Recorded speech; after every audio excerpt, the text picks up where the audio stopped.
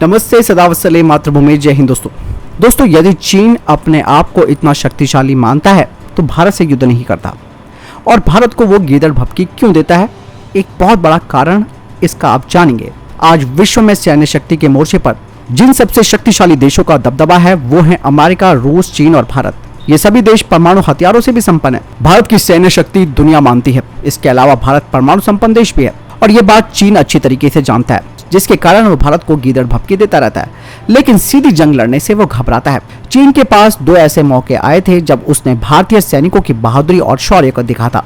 पहला, जब डोकलाम में चीनी सेना ने भारतीय सेना का रंग रूप देखा और वो हैरान हो गई थी। यहाँ चीन की सेना के सामने भारतीय जवान एक मजबूत दीवार की तरह खड़े हो गए थे और पीछे हटने से साफ तौर पर इनकार कर दिया था और विश्व के देशों ने भी इस बात को गंभीरता से देखा। यहाँ पर दोस्तों भारत सरकार की एक बेहतरीन कूटनीति भी सामने आई, जिसकी वजह से चीनी सेना को पीछे हटना पड़ा और ये पल चीन के लिए विश्व समुदाय के सामने किसी शर्मिंदगी से कम नहीं था। दूसरा, गलवान घाटी में चीनी सेना के साथ हुई झड़प को सिख और बिहार रेजिमेंट की बहादुरी के लिए याद किया जाएगा।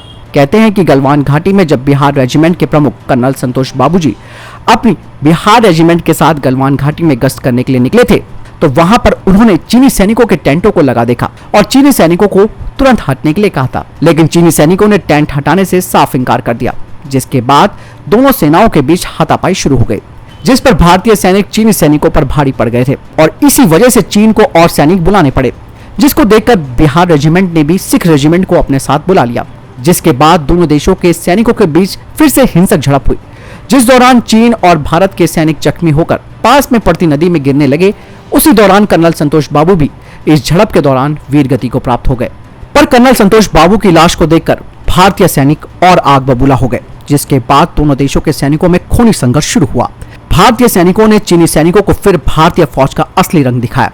चीनी सैनिकों को ये उम्मीद बिल्कुल भी नहीं थी।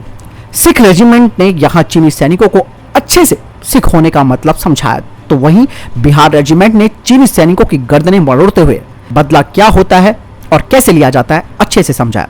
इस खूनी झड़प में भारत के 20 सैनिक वीर गति को प्राप्त हुए, जबकि भारतीय सैनिकों ने 43 चीनी सैनिकों को मार गिराया। अमेरिका के बाद अपने आप को विश्व का सबसे शक्तिशाली देश समझने वाले चीन के लिए ये एक गहरा जख्म था, जिसे वो कभी भूल नहीं सकता है। यहाँ पर कुछ भारतीय सैनिक भी चीनी सेना ने पकड़ लिए, तो वहीं कुछ चीनी सैनिकों को भारतीय जवानों ने भी पकड़ लिया। वहीं सिख रेजिमेंट अभी शांत नहीं हुई थी। वो सीधा चीनी सेना के प्रमुख कमांडर ऑफिसर को चीनी खेमे से उठाकर और खींचते हुए भारतीय खेमे में ले आए और उसकी खूब खातिरदारी उन्होंने की। तो इन दोनों घटनाओं ने यह साबित कर दिया कि भारतीय सैनिकों के आगे चीनी सैनिक काफी कमजोर थे।